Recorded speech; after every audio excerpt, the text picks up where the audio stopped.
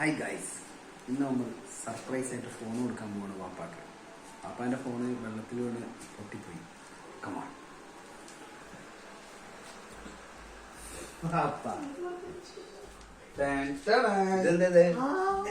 ഇതെന്താ ഫോണാ? My phone. It's my phone. Oh